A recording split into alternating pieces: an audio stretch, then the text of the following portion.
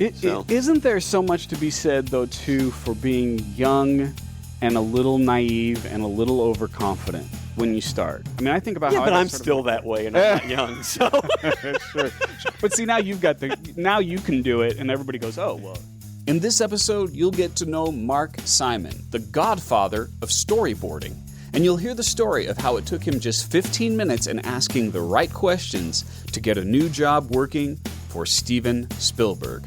I'm Dave Crenshaw, and this is My Success Project.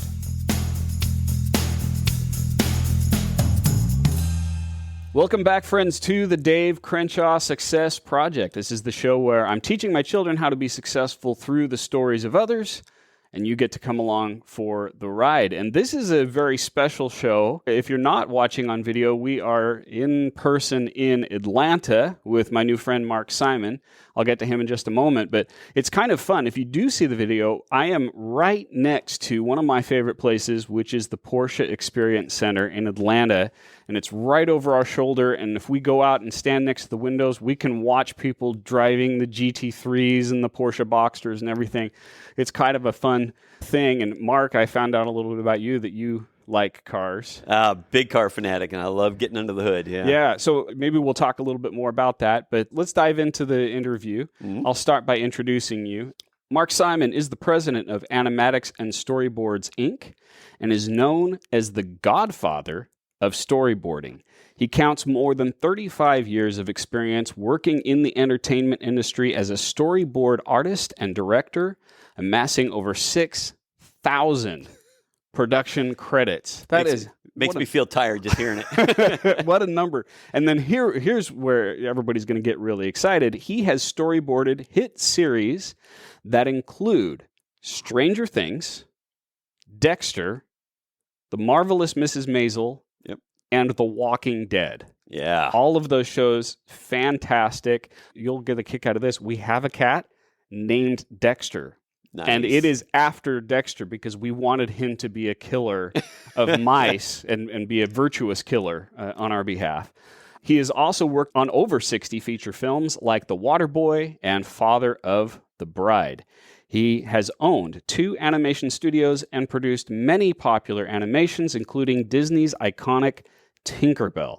He has won, where do you put all this? He has won over 200 awards for projects he's written and directed. Where do all those awards go? They're all stored. I used to have them out, and it got to where I just want to see art and not that stuff anymore, so they're all stored away. Yeah, well, I'm so thrilled about this. I came out here for a LinkedIn Learning Instructors reunion, and I had a little bit of time, and I asked Victoria to find somebody, and she goes, I know exactly the person you want to interview. And then I looked up and I said, that's exactly who I want to interview because of your background, and especially because the book that you were so kind to give me, Start at the Top. Start at the Top. You wrote that for your children. I did, yeah. They just graduated this past year from college, and during the COVID shutdown, all TV and film production shut down.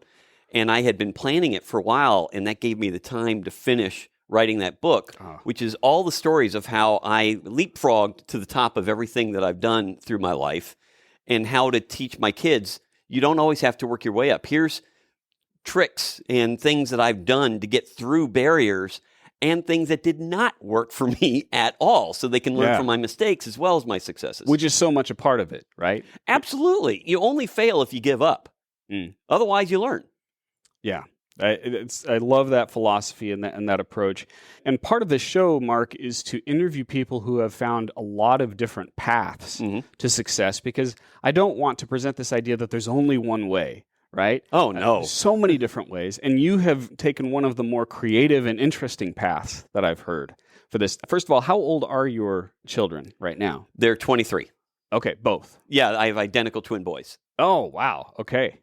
So they're now really starting that journey, and I'm the place where I'm trying to prepare my kids, because my son at the moment is 17, and then I've got a 14-year-old and a 10-year-old daughter. I always like to start at the beginning of this. Let's go. Which is, now, normally I ask the question, what did you want to be when you grow up? But you started really early with a career, right? Yeah, well, I'm one of those that from the moment I could hold a pencil, I wanted to be an artist. Okay. And I'm an artist. So, I mean, literally my entire life, it's been one thing. I've always wanted to be an artist. I've always wanted to tell stories. So I'm a story artist. I mean, it's just perfect. When I was 12, I was a competitive skateboarder. Oh, And cool. my dad built custom homes, which I moved into doing a lot of that work with him for a number of years. And we had a huge workshop at the house. And so I was trained as soon as I could hold a saw, how to do woodworking and metalworking and everything. And I decided to design my own skateboards that I was competing on. And this was in Houston, and people started noticing it. And Schwinn noticed, and I made a deal then with Schwinn. So Schwinn sold and distributed my personal skateboards and stickers of my name. Oh, that's so cool. Yeah, so when I was 12. So that was pretty heady. Yeah, oh my gosh. Yeah. Yeah. 12. So were you competing professionally as a No, it was all skateboarder? amateur competition, but I was big into it. I still skateboard. I still get out there. I've got 2 electric boards. You've got to as be well. good because I don't see any scars. I've got that one classic one all guys have under the chin. All right. But I've learned how to roll is the big thing. Yeah. Okay. If you roll out of a fall, the falls don't hurt. I'll take your word for it. I know nothing about skateboarding, but I can appreciate it. So, and then I read something that you also had something when you were like 14? When I was 14, I took over as superintendent of my dad's construction company. And while I was running the crews, and there's an interesting story about cars of that I'll get to in a second, but while I was running crews, my dad is terrible at marketing and advertising. So I started doing all the architectural illustrations and brochure designs, all that stuff for him. His clients and some of our vendors noticed it. So then I started doing designs and art and logo designs for them. And that launched my first graphic design company called Nomis Creations. So I was hiring my high school friends for that. And I actually paid my way through college doing advertising design. But when I was 14, my parents gave me a vehicle.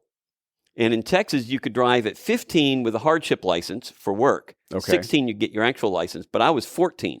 So Dad just said, don't be an idiot, and you'll never get pulled careful. over. Yeah. So he just gave me a work truck or a car, I went, depending on what I needed.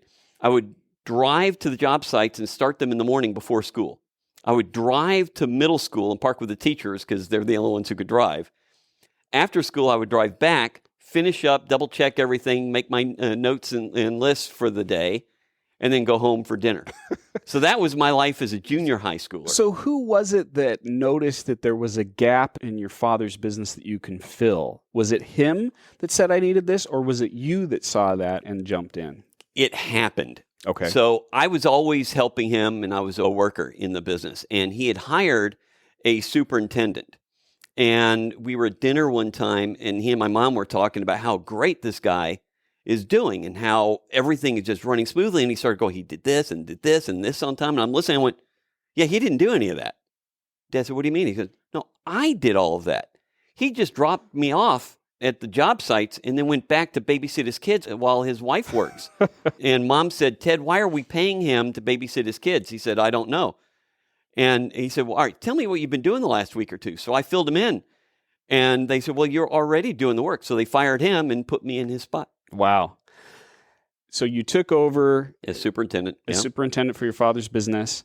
What other skills? Obviously, you were an artist and you started graphic designing, but at that point, you're going to start learning some skills about how to run a business, how to be an entrepreneur. It was a family business. My dad owned it. He was the general contractor. We built giant custom homes. I mean, for like big sports stars and Bella Caroli. So I mean, it was a lot. I mean, we built the Showcase Home of the Year, and I was overseeing the construction of all that. And so your father had already established, that sounds like a pretty well-established business. Yeah, he was an engineer at Shell for a number of years and then overlapped into construction, which is what he really wanted to do before he retired from Shell.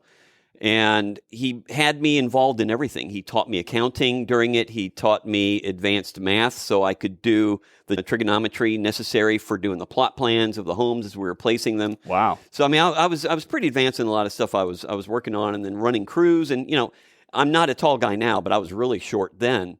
And here I'm telling guys that are 6'6", 350 pounds what to do, because I was trained from a little kid on how to build homes. Were they taking it? Were they okay with it? Or was there pushback for that? Well, there was a little bit of pushback, but I built a very big voice, and I knew what I was talking about. And I was the owner's son. And there's no way to avoid looking at it that way. I was the owner's son, so Right. So they were going to do that. But it didn't take long for them to realize I was good. I knew what I was talking about, and I really knew how to run a job site, which helped me because then when I moved into Hollywood, my way into Hollywood was as a construction coordinator. And then I quickly became an art director overseeing everything that's designed and built for films and TV. And then I decided to move into just doing more of the artwork. So I'm going to pause here for just a moment. For those who have listened to multiple episodes of this show, and you just did something that I have seen consistently. You just brought up something that every person I've interviewed at some point in their career studied business. In your case, it was the education that your father was giving you. Yeah, and it was more than that. Really? Okay, talk to me it about was that. more than that. One of the things my dad said, which I told my kids too, was study anything you want in college as long as you also learn business. Yes! That's exactly what I tell my kids. So I have a double major of business and art. That is just amazing to me. Because part of what I'm looking for are consistent patterns, threads that are universal no matter what pathway to success. Here I am talking to a Hollywood storyboard artist, and your father made you study business. Yeah, and it made sense. I like money. I like making money. Sure. I want to know where my money goes. We've all heard horror stories of people losing their money for one reason or another. Yeah. And and I wanted to have total control over it. So, when I'm working with my accountant, I'm leading the way on how I'm handling my taxes and expenses and all that kind of stuff. I understand it. I run the accounting. I trained my wife how to set up the accounting the way I wanted it done. So she does the personal, I do the corporate. So it's hugely important in marketing and sales and all these other things that, I'm an artist, but being an artist, it's still a business. Yes. It's the art business. It's the entertainment industry. And I do make money. And I have a bunch of people that work for me. I know how to run everything, and it's hugely important. Yeah, and it's so universal. No matter what you're trying to accomplish, that value of that information about money and taxes and marketing and sales, all of that. And keeping your eye open to new things, new trends, new experiences, new electronics. Things get easier if you take advantage of the new things that are coming out. If you get set in your ways, you'll get left behind. Okay. I suspect that's a theme that we're going to come back to as we continue with your story. So you started the graphic design business. Where did this start morphing into what you're doing now, where you're dealing with storyboarding and all the production projects? A very horrible story that led me into that. Okay. Let's go when I was a junior in high school, there was a gang at our high school that kind of ran rampant over everyone. Except me. Because I was used to running crews of huge men, high school punks did not intimidate me. Okay. Until 30 of them decided to attack me one night at a big party, followed me home and attacked my entire family in our front yard. How old were you? I was 16 when it happened. And they attacked your entire family? My parents and me in our front yard. Yes. Oh my gosh. And they finally left when neighbors came out with pipes and the cops showed up. And I went through months of them attacking all my friends, throwing bricks through windshields. Where was this taking Houston, place? in Northwest Houston, Texas. Wow. At the largest high school in the state. We had 4,000 kids in my high school. And it was a nice area. But they were just bad kids. And I became the first person in the country to hold parents responsible for the actions of their kids. So if you remember, there was the Michigan shooter about a year and a half ago. And the parents were arrested because they supplied him with the gun. That court case is based on my court case. Really? Yeah.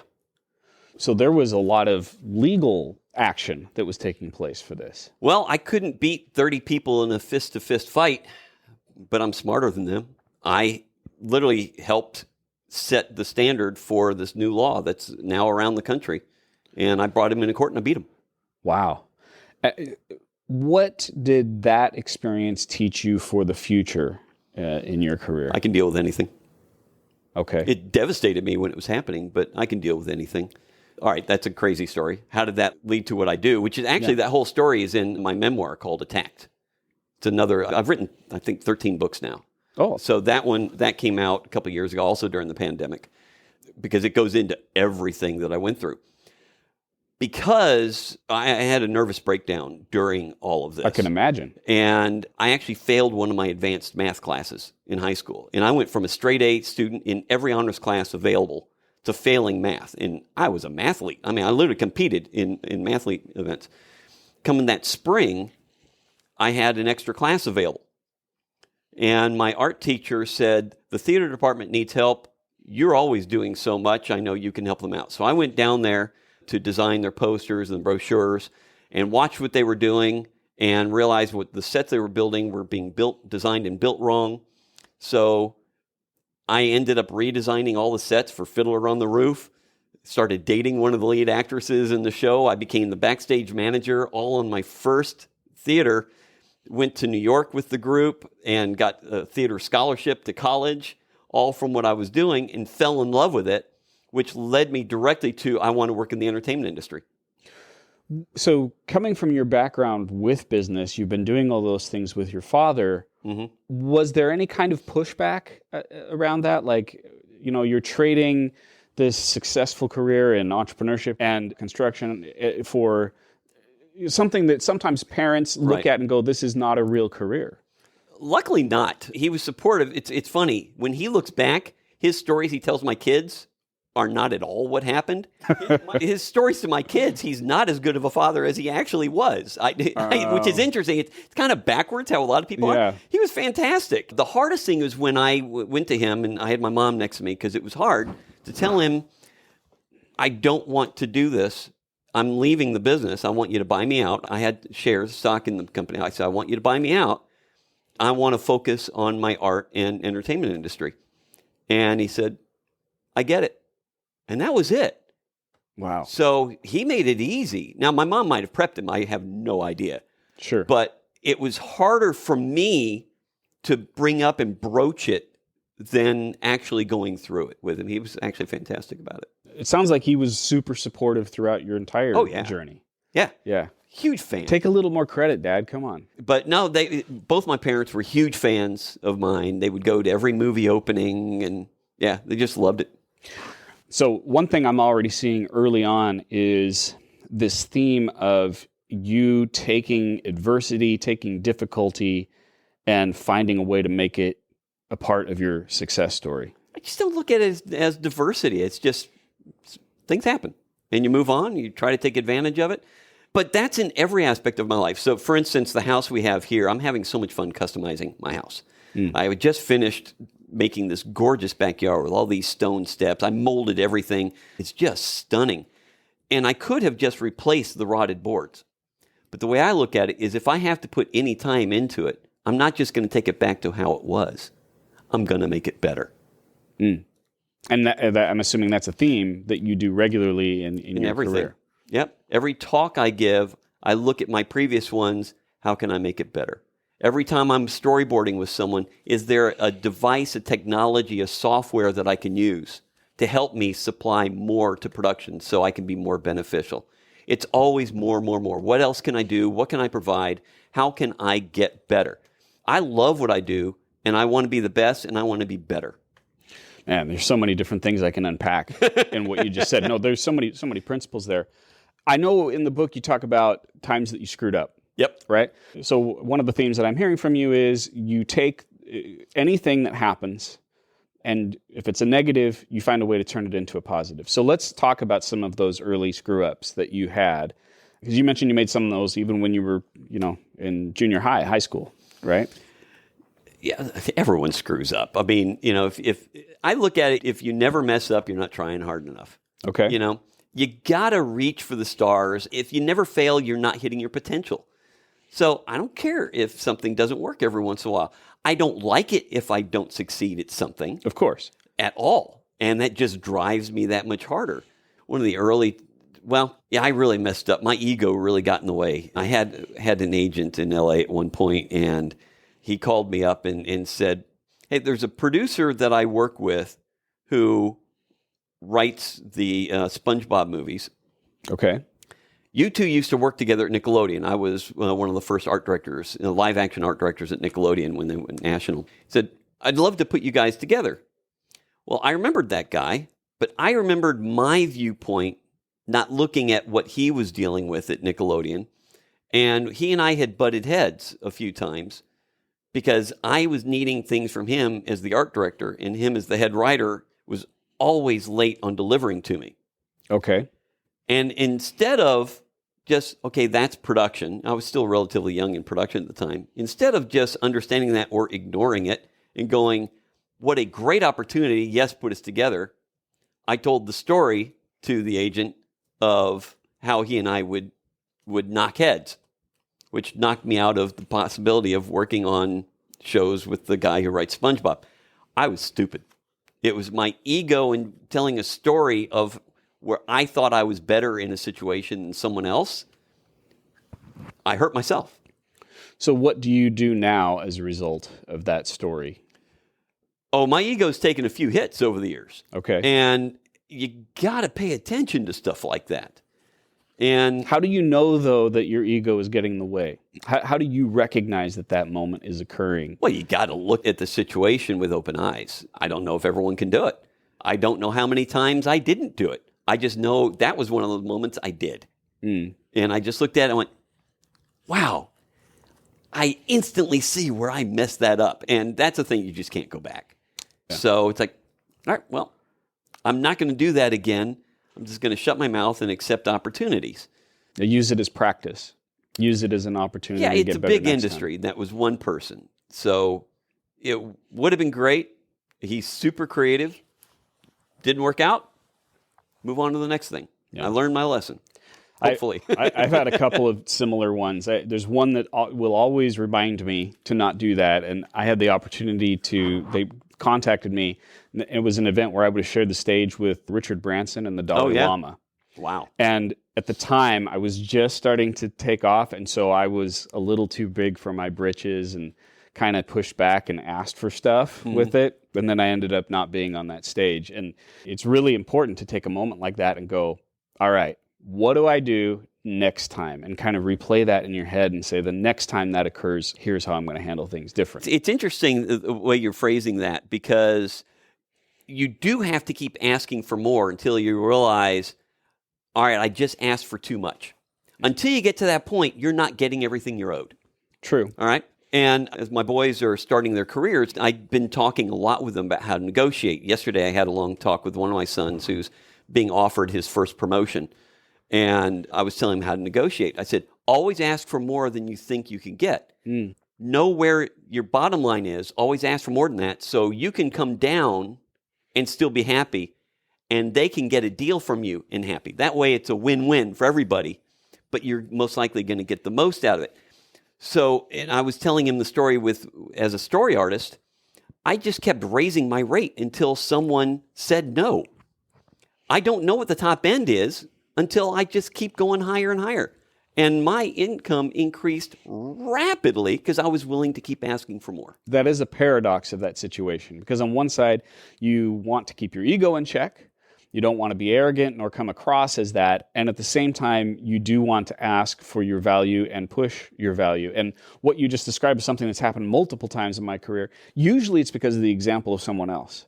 I'll meet someone, I'll say, how much are you charging? And they tell me what it is, and I go, why am I not charging that? I just raised my rate. And that has happened multiple times. And that's hugely important. And there's a lot of big businesses that actually in their contract state, you cannot talk to people about what you make. And I don't sign those lines. I cross that out. I won't sign anything like that. Yeah. And I tell them, I'm going to be talking to people about what I make and what they make. I will, period. You can't stop me. And in fact, I change contracts all the time. I hear, like, Disney lawyers will say, Disney doesn't change contracts. Well, that's baloney. I've changed every single contract I've done with Disney for the past 30 some odd years. A contract is just a piece of paper until two people agree and sign it. And anything can be changed until then. And don't let anyone tell you otherwise. And I read every line on a contract before I sign it. And if I don't understand it, I research it. Yeah, because A, you're asking for what you're worth, and B, you have the understanding, you have the background of that situation because you're a student of all of it, right? And I try not to be a jerk about it either. Sure. You know, I'll tell them, because it's not the people I'm going to be working with that put these in the contracts. It's attorneys trying to protect the corporate entity. So you got to watch who you're arguing with. I'll just say, I can't agree to this because this, and this. That's not the industry standard, or even if it is the industry standard, if I don't agree with it, I won't do it. And I'll explain that would cost me this much money. It's actually more than what you're paying me. So unless you're willing to pay me 10 times that, well, I still wouldn't agree to it because I think it's the wrong thing to ask for. You're going to have to take it out before we'll do the work. And they always take it out. Yeah, boy, and in your industry, especially, those contracts are so critical, right? Just the line item here and there. There's a lot to them. And the bigger the show, like on the Walking Dead shows, I've worked on all 4 series that air. And the contracts are huge in the amount of things that I can't talk about, obviously, before it airs, because they don't want spoilers. You studied law and you're reading the contracts, but are you also using an expert? Are you using an attorney to help you do the review, or are you putting that 100% on your own shoulders? I do it on my own. I've probably used an attorney now and then, but there's a few really good books out there that have sample contracts for artists in the entertainment industry. The Graphic Artists Guild puts one out every year. It's called the Pricing and Ethical Guidelines. In fact, I rewrote the latest chapter on storyboarding. I saw a picture of you holding that up on Instagram. Yeah. So, because I've been in the industry so long, I am one of the main experts in storyboarding. So I wrote the rules of the industry and the pricing structure in that book. So there's a number of books that I've read over the years, and I've got some friends who are attorneys, and I would sit on panels at times with them, and we would talk back and forth, and I would learn from that as well. But I studied copyright law because as an artist, I have to understand that. Yeah. And I keep up with it. I'm still studying it. I mean, it's my livelihood and everyone else's. Yeah. I love that you're so open and generous with that knowledge too, but it also helps everyone, right? To all know this is what's going on. This is what is taking place. The flaws in the system, first time you do it. All right. So let's shift gears back in your story. Okay. And let's go to, where was the first break for you where you actually started to enter the Hollywood world, the film production world? Well, when I graduated college, I'd done some short films and things, and I was studying film there. And this is in Texas. I was in East Texas at Stephen F. Austin University. And I thought, well, Hollywood sounds cool. Didn't know anyone in the industry. Okay. And just decided to move. I sold my house, flew out there, met someone through a friend of a friend. A girl I used to date in college had a friend who worked at Disney. And you were single at this time? Yeah. Okay. Yeah. And so this girl showed me around.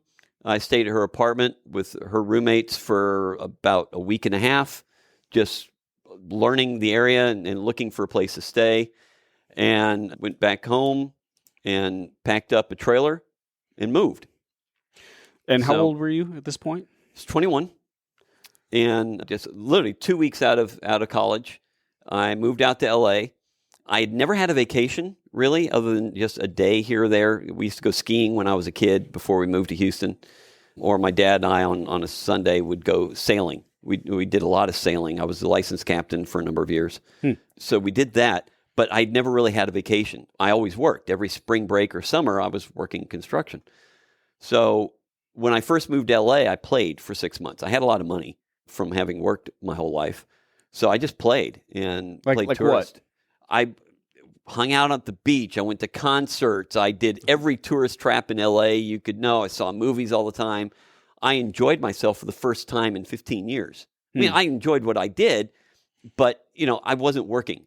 And then I looked at my bank account one day and went, I don't have anything left. Because LA is expensive. Yeah. So I figured, well, my way into Hollywood is construction. And in fact, one of the stories in my book, I start at the top, I don't like talking to people who can tell me no. I only want to talk to the person who can tell me yes. That's such a good principle of a lot of things, but especially sales. Yeah. Don't talk to the people who can't make the decision. Yeah. Because you can get a no way down. I don't care what they think. I only care about the final decision maker. Yes. So I researched the biggest set building house in LA. They were based in Pasadena, and it was called Serrurier and Associates. They were amazing. They were huge. And I just drove there, and I walked in, and I asked to speak to the owner. They said, well, he's usually busy, and I explained, I'm here. I used to build homes, and I had built a portfolio. I was smart. I always took photos of everything I worked on. So I had samples of, look, I build things for real. So the owner came out. I sat down with him. I showed him, here's what I've designed. Here's what I've built. I know more than just how to swing a hammer. I've got an entire life of experience and all these things. And he hired me. Wow. Right there. I started the next day. And I spent about 3 months getting yelled at a lot. And the reason is because I finished everything they gave me really fast. And so I would go somewhere else and ask 1,000 questions. Everywhere in there, it's like, oh, why are you building sets this way? Why are you using 1x3s instead of 2x4s? How come you're doing this? What's that Luan called? I would ask. And I learned rapidly how Hollywood designed and built things differently than actual home construction. I want to pause on that for just a second. Yeah. What drives, because I'm assuming it's part of who you still are, that asking questions. What drives that? Why do you spend so much time asking other people questions? It's the only way to learn. Okay. For you. If you want to know, I mean, look, if it's available for me to find out on my own, I will. The easiest thing, like I'm here in your hotel room. If I wanted something here, I wouldn't just start searching around. It's your place. I would say, hey, where is this? It's a good point. It's the shortcut. Right. If there's people who are experts right there in front of you, well, I'm going to ask them for their knowledge. You know why I paused on that question, though, right? Because that's not how most people think, Mark. Most people are like, they're afraid. I don't want to look bad. I need to have the answers. Here's what people need to know. Kind of stuff. Here's what people need to know. People love talking about themselves. Yeah, that's true. If you give them the opportunity, they can't wait to share their experience and their knowledge. That's how I got you here today. It makes them feel big. I love talking about what I do. Sure. I love what I do. Yeah. So talking about it to me is fun. Yeah. Everyone is that way. This is true. They want you to ask them things. It makes them feel important. Yeah. And that's, if I'm thinking about, I'm teaching something to my kids, I want to instill that in them. That ability and that fearlessness when it comes to asking questions, because I think that is a principle of success for many. It's hard to teach them, but I brought my kids around with me in a lot of things, and they've been with me when I walk up to somebody. So it's more they see it and experience it is probably helped them more than my trying to tell them. You've got 3 kids. Kids roll their eyes and stop listening as soon as we start lecturing about something. But if they see it, they listen to everything. They hear everything. Sure. I absolutely believe that that's the best way to teach. I do think that I'm lucky in that my kids are quite humble and they're willing to take in that kind of feedback. I mean, it's hard to get a 17-year-old, a 14-year-old, and a 10-year-old anywhere to sit down and do a podcast episode where we're talking about how do you be successful. But for some reason, they're easy to teach when it comes to that. That's awesome. Yeah. So I was getting yelled at a lot there because the shop foreman would go, wait a minute, where's Simon? Hey, where are you? Oh, I'm over here. Finish that up. Oh, I'm already done with that. They'd give me something else to do. I'd finish it, and I'd go somewhere else and ask 1,000 questions. Yeah. In fact, it was funny because I was used to running things. The first time I went out onto a set, we were doing this big Mercedes commercial. So I'm going through the gates with this whole crew, and I'm just one of the guys, right? And we walk in, and I went into my normal mode. I looked around, saw the cars were still there, worth about $4 or $5 million, and we had to drop the set. So I scouted, and I looked at everything, and I just went, all right, Jimmy, you need to get this. Bill, put this down. You guys take this and move this over. And our foreman walked up and went, Mark, this isn't your crew. I went, oh, sorry. This is just habit because I'm so used to what he said. You're right, but it's not for you to say. So, it sounds like he took it well. Yeah. And it was mostly because I probably backed down instantly. It's just I'm so used to running things because I always have, more than most people most of my life. Isn't there so much to be said, though, too, for being young and a little naive and a little overconfident when you start? I mean, I think about how... Yeah, but I'm still that way, and I'm not young, so... Sure.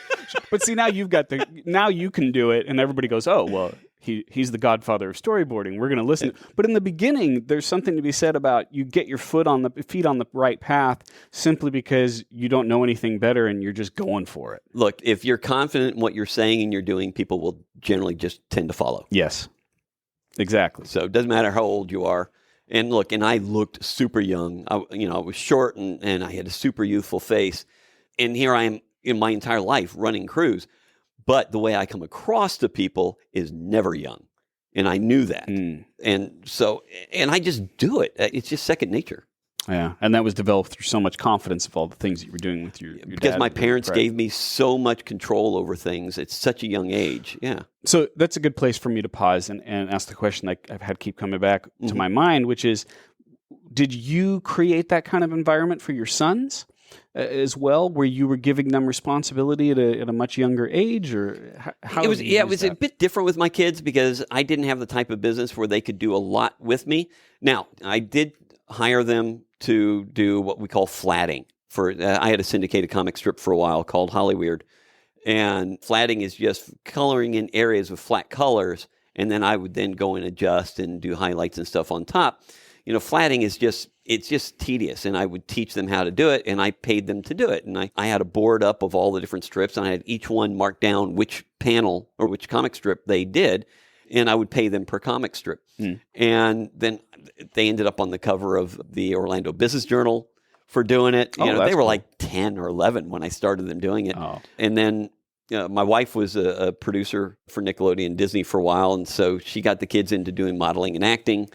So, so they had a lot of that where they were the star. I was never in that type of position, but, my kids are much more handsome than I was as a kid. So and they're identical twins, which is always key useful in the industry. Yeah, it's huge. Yeah. So I gave them what I could, but my dad having a construction company is a totally different experience. Now, I still design and build things at the house, and I always had my kids help me. And what I noticed very early on, and I would sit and talk with them afterwards, is that they have the innate ability to suss out a situation and know, all right, if I have to paint this, before I get the paint out, I need to move the rocks away and clean it before I come and do it. And this, like a 7 and 8-year-old, figured this out on his own. I didn't tell him all the steps. I just said, I want you to paint that. And I wanted to see what would happen. And they figured it out.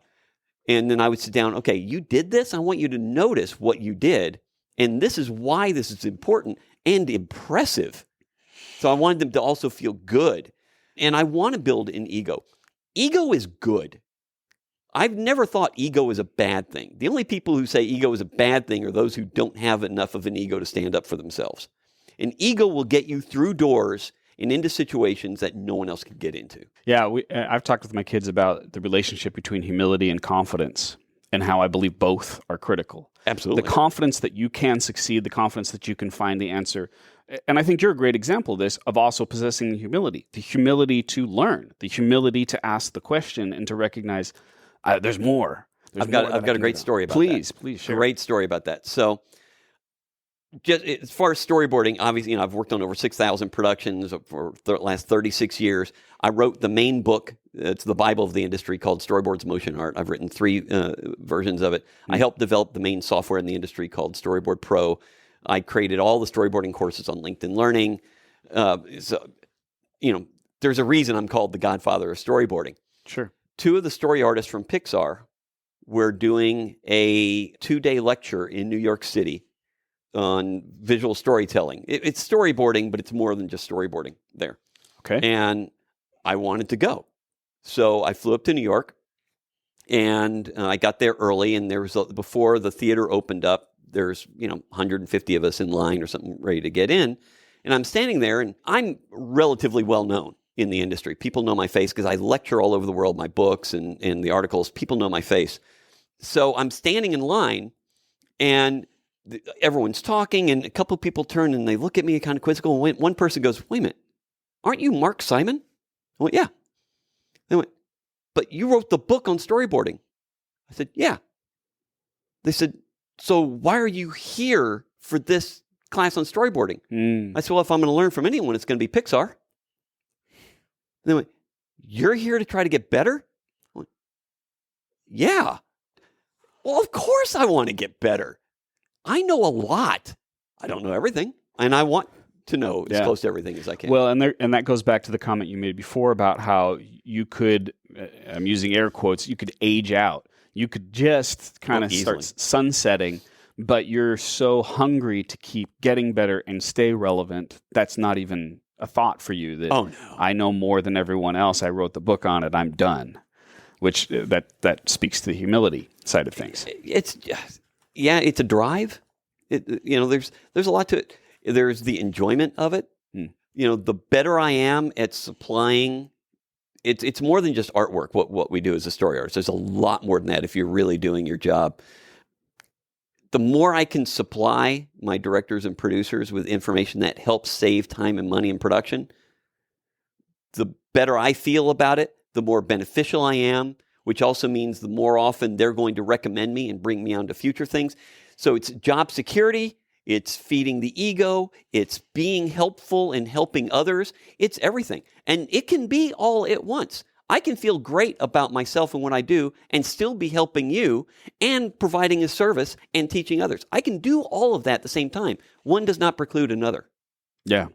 That's fantastic. Talk to me a little bit about the transition to becoming a storyboard artist. You talked about the beginning where you were building sets. Right. Where did storyboarding come into this story? So my first movie, when I left the set building shop, classic midnight horror movie, and it was shot at Roger Corman's studio. And anyone who deals at all in Hollywood knows Roger Corman. He was the king of B-budget movies. Okay. He started half of Hollywood there. Jack Nicholson got his first acting role there. Jim Cameron got his first directing role there. And I was there just a couple years after Cameron. And I was hired as construction coordinator. 2 weeks later, I was made art director on my very first Hollywood project. Mm. And for those who are not familiar with art direction, can you just summarize it in a couple of sentences? You oversee everything behind the actors. Okay. Basically. How everything looks. Yep.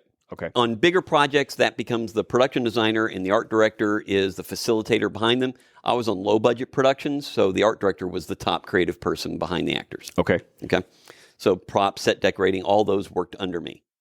And it was great. I was enjoying it. I loved it. And there's a visual storytelling of what you put on a set that tells you who the characters are, doing things within budget, within time. I enjoyed all that. But I wasn't drawing as much. I was designing, but I wasn't drawing. And on these movies, I start seeing storyboards come across my desk. And I got to the point that I want to start doing more of this. When I was an art director at Nickelodeon, this is in Orlando, I was telling everybody, you need storyboards on a production? I want to do them. So I storyboarded everything for the live action productions for years at Nickelodeon. Interesting. And so I grew up watching Nickelodeon. Like what sort of Clarissa shows? Explains It All. Okay. All right. My wife was one of the producers on that, and they didn't storyboard much except the show opens. There were 2 different versions of the show open. And I worked with the creator of the show, Mitchell Kriegman, to develop the show open. So I storyboarded all of that. And then there was commercials and all sorts of different things. So I was doing all that. And then Spielberg moved into town and was doing Sequest, if you remember the old Roy Scheider futuristic submarine. That's old school right there. Yeah, it was old school. It was 92. And that moved in. And I knew that I wouldn't be able to get on as an art director on that because that's a big budget show. They were going to bring in an LA art director. They wouldn't want local talent in Orlando. But I knew that either set design or storyboarding I could do because they wouldn't fly someone in for that. And they were on the same backlot at Universal. I was already on the backlot, but I didn't know anybody. So I called a friend of mine who's a royal busybody. Everyone has those friends, right? Talks to everyone whether they want them to or not. This is Patty. And so I called Patty. I said, you've met someone. I know you have. You're in the same building. Who have you met on Sequest? She goes, I met the construction coordinator. I said, great. I'll be there in 5 minutes. You're going to find him with me and introduce me. And I hung up before she could say no. And I grabbed my portfolio. I walked over. And there's a lot to this story. This is one of the first things I told my kids about how to get what you want. Yeah. So we walk around the sound stages. We find Mike, the construction coordinator. Mark Simon, man, this all looks great. Instantly started telling him how great I thought the sets were. I said, I used to be a construction coordinator. I've done your job. You're amazing with what you do. I'd love to get on the show. This is the things I do. He goes, well, you probably need to talk to our production designer, Vaughn Edwards. I went, great. Could you introduce me? I'm asking for help. So you asked again for help. Yep. And he said, sure, great. Could we do it now? And he walks me up to Vaughn's office. Vaughn's sitting there. He said, hey, just met this great designer. He had not seen anything I had done. But the way I present myself is, if you meet me, you just assume I'm good because of the way I talk about what I do. I've tested this at talks where no one has seen anything, right? And I know it, so I play it up. And Vaughn says, hey, great to meet you. Let me see your stuff. I pull out a portfolio of both storyboards and set design. He goes, we actually need both here. but I don't make the final decision. I said, who does? He said, that would be our supervising producer, Oscar Costa. I said, is he around? He goes, yeah, he's probably in his office. There we go. Can you introduce me? Yeah. He goes, sure, person I just met 5 minutes ago. So this is the third person that you've asked for help in a row. So he walks me down. Now, this is like 10 minutes after I find out they're even there, right? And so he walks me down in this giant office. He knocks on the door. Oscar is way back in this gigantic office.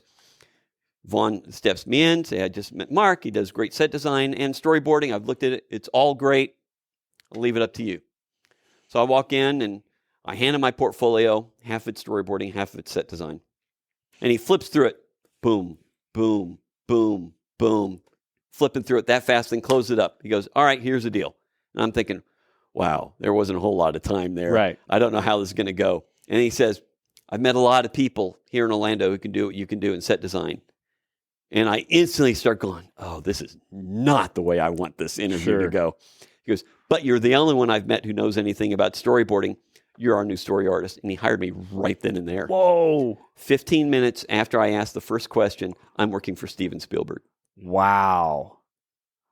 And I went full-time storyboarding right there. That was it. That was my transition. I went from a few storyboards here and there and art directing at Nickelodeon to full-time storyboarding for Spielberg in 15 minutes. You asked for help, and then you asked for help, and then you asked for help. Yeah. Over and over, and it led to that. And what a people like gift. To help. Let them help you. People, it makes you feel. Look, you like helping people. Everything I've read and seen in your videos. I mean, your courses are fantastic. I need to learn from you how to do short courses. Mine are like 3.5 hours. Yours are 27 minutes. But you like it. So if someone asks you, doesn't make you feel good to be able to help them? Oh, yeah. That's always my favorite moment is when I'm teaching someone or coaching someone. So allow people to feel good. Yeah. Ask them for help. Yeah. I have to ask the question. This is a total diversion, but part of my backstory, I asked everyone what they wanted to be when they grew up. I wanted to be Steven Spielberg when I grew up. And I made films and stuff like that. So what was it like? Did you have much interaction with him? Were you able to get to that point, or not? Was it just not a whole lot. Thing? I would send him. I also did all the concept design on season 2. So I designed all the new characters and their outfits, and I designed all the ships and a lot of the major props, as well as doing all the storyboards for season 2. So as we were prepping to start season 2, I was always sending him things and getting his approval and his notes, and I would work on it that way. But it was always long distance. I didn't get to work with him face to face. Okay. So, and that kind of answers another question I had, which is just what's that relationship between an art director and the director themselves? Well, a story artist in this case. Story artist, yes. Right. Thank you for correcting. The way it's built, the way I've moved into it now, because I work as a story artist differently than I used to. I used to take notes, I'd go away, I'd thumbnail everything, and then come back for notes, and the director would say, I really saw it from the other direction, or they need to be looking this way, and I'd be doing a lot of revising. Well, because of the software, Storyboard Pro, that I helped develop, and I'm still working with them on improving the software, it's the best, and it can be better. Again, it's the way I look at everything I do. I look at the software the same way. So I consult with them on that. And I totally lost my train of thought. I get so excited talking about this. You were talking about the relationship between a director and a story artist. So now, because the software allows me to work so quickly, I sit with the director either virtually over Zoom and I share my desktop that I'm drawing on, or we're sitting next to each other if we're like you and I would plug into that big screen monitor next to you, and my desktop would be projected on there so you can see what I'm drawing. I can sketch out the shots as they're describing them. So I'm getting real-time feedback saying, can you have them look the other way? Control H, horizontal flip, boom. Yeah, that's exactly what I want. Can we be a little closer? Boom, I make the adjustment. So by the time my first meeting is done, I already have approvals. So instead of 2 or 3 days of back and forth and multiple meetings with the director, one meeting, I'm already approved. Now I can spend my time and make them look really pretty. I've saved the director time. The first meeting is longer, but it's more efficient and it's done. There's almost never any changes afterwards. So now I can give them my roughs to start working on while I'm cleaning up. So within hours, production can start using my stuff rather than a week. And how do they use it? All right. So if you read a book and I read a book, we're having different images in our head. True. Right? Yeah. The only image that matters is the director's vision. Okay. So A storyboard is a comic book version of the director's vision of the script. And like on The Walking Dead, we have 700 people a day that work on that show. It's a gigantic production. That's 700 different views of how each action or stunt or effect could look. Wow.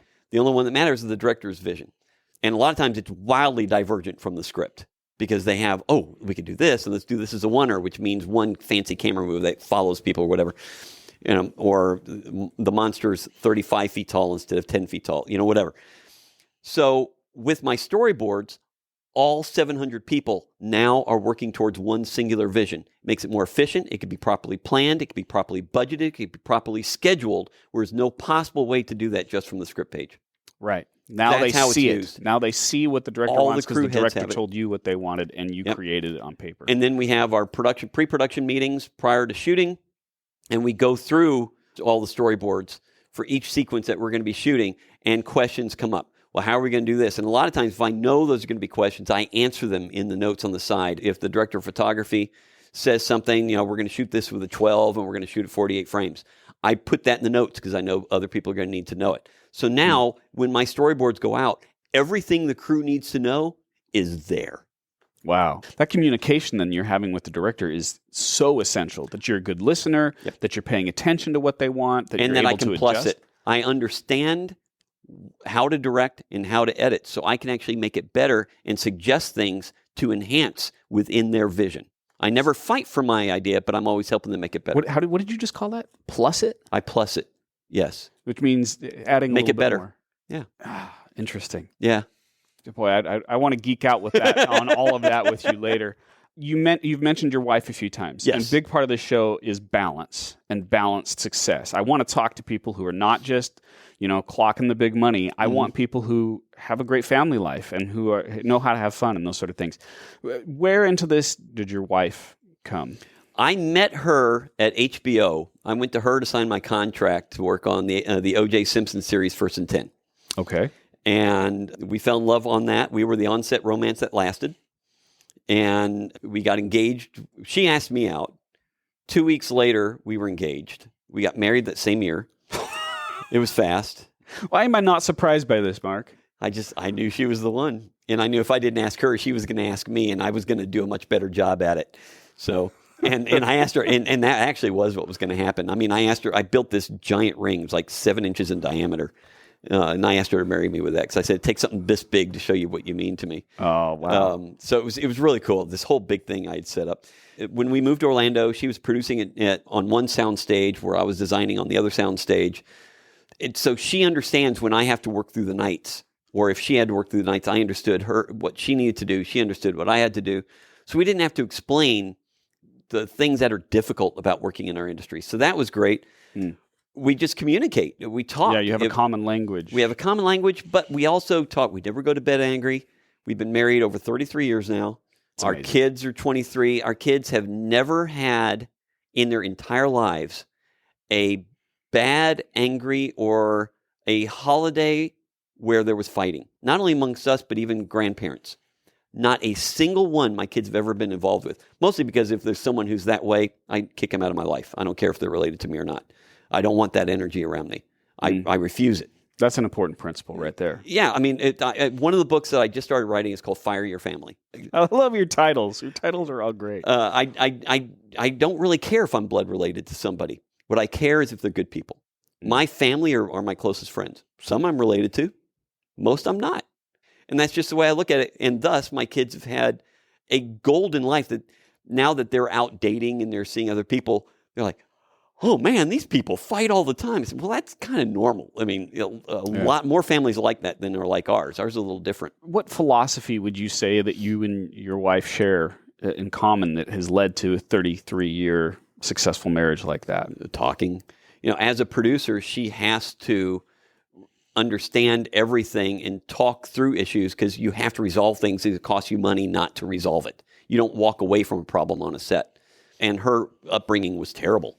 She was verbally abused by her father. She didn't want that. My upbringing was great, and I wanted to bring that forward. My life was like Leave It to Beaver up until my family was attacked, but we stuck together during it. We got through it. And there were some things that she helped me. I was a lot coarser because of my construction background. And she did tend to walk away from personal things. So she helped soften me, and I helped her never walk away from something. So we made each other better.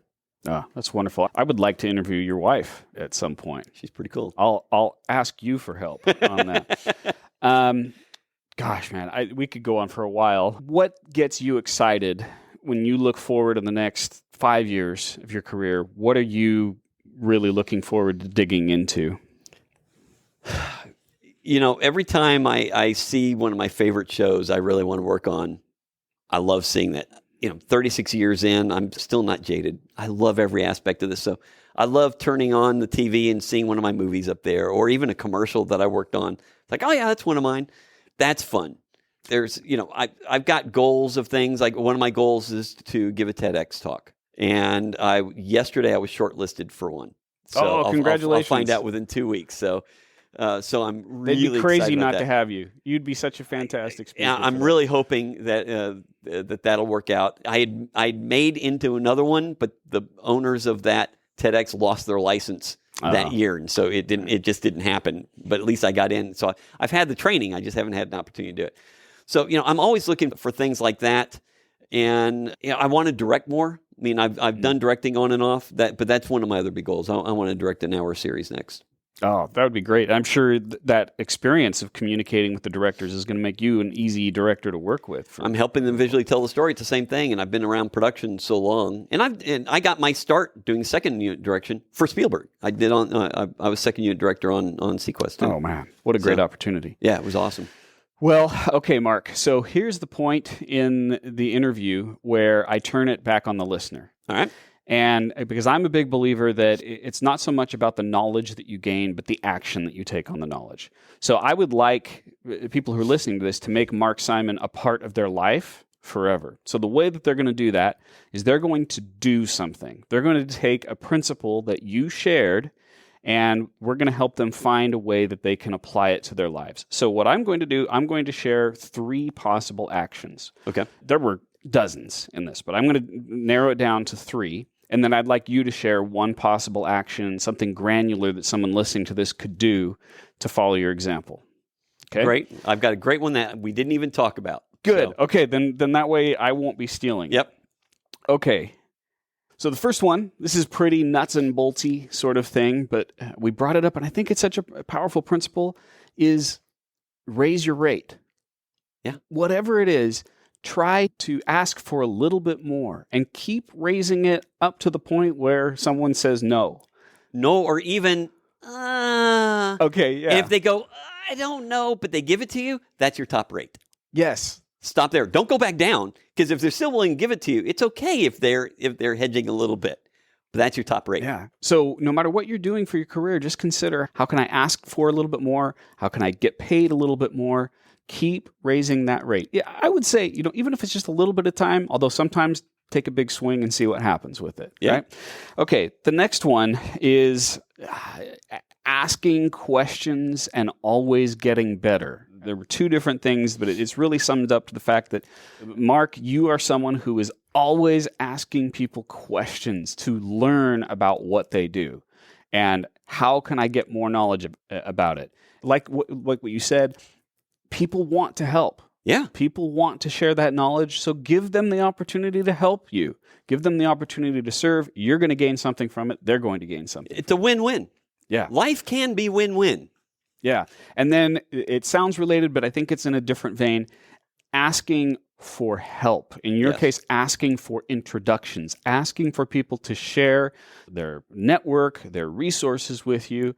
And again, the worst thing that's going to happen is they're going to say no. And if they say no, you're no worse off than beforehand. But if they say yes, you're better. Yeah. So there's no negative to asking other than a blow to your ego if they say no. But throw your ego aside. That's irrelevant. Yeah. And maybe like you, they're going to get a big break that they needed by asking 3 people in a row for their help. Hey, will you introduce me? Will you introduce me? Will you introduce me? That's what I love about that story. And every bit of it is true. I mean, looking back on it, it's like, wow, that actually really happened. Yeah. And it launched my career. That's wonderful. All right. So I'm going to turn it to you. What is the 4th principle that someone can apply? Get involved. Okay. And this is what I mean by get involved. whatever industry you're in, there are conferences, events, speaking events, whatever, in it. Become a part of an association or a group that supports that. And don't be a wallflower. The first thing I tell people is get involved and offer to help. And in particular, work the sign-in table. That's the first thing I tell people they should work. Interesting. Why? Yep. Because you meet every single person. The people who run these events are the movers and shakers in whatever industry. It's always the people who are knowledgeable and successful. Why? Because they're doing things like this, right? You want to meet the top people because the top people are working on the best projects. If you work the sign-in table, you meet everybody. Your job is over when the event begins. Now you can walk in and get into a conversation with someone you've literally already met that you know you want to talk to. Yes. And if you do a great job at an event like that and you're not getting paid, make sure everyone knows what it is that you want to do. If an opportunity, a paid opportunity comes up, the first one they're going to offer it to is someone who did a great job with a great attitude for free. You're going to do a better job if you're being paid. It always works to help your career. I love it. It's so simple, and in a way, it's obvious, yet few people take advantage of that. Very few. Yeah. But it works 100% of the time. And we're going to go get involved right now. We're going to go meet some LinkedIn Learning instructors. Thank you so much. This is awesome. Mark, for this. Thank you. And thank you, everyone, for listening. Remember, it's not so much about the knowledge that you gain. It's about the action that you take on that knowledge. Do something about this. Make Mark a part of your life. Thanks so much for listening. Go have a successful day. You've been listening to the Dave Crenshaw Success Project, hosted by my dad, Dave Crenshaw, and produced by Invaluable Incorporated. Sound editing was done by my brother, Stratton Crenshaw. Research and assistant production by Victoria Bedez. Voiceover by me, Darcy Crenshaw. And the music is by Ryan Brady via Pond 5 licensing. Please subscribe to the Dave Crenshaw Success Project on Google Podcasts, Apple Podcasts, or wherever you like to get your podcasts. And please don't forget to leave us a 5-star review. See you next time.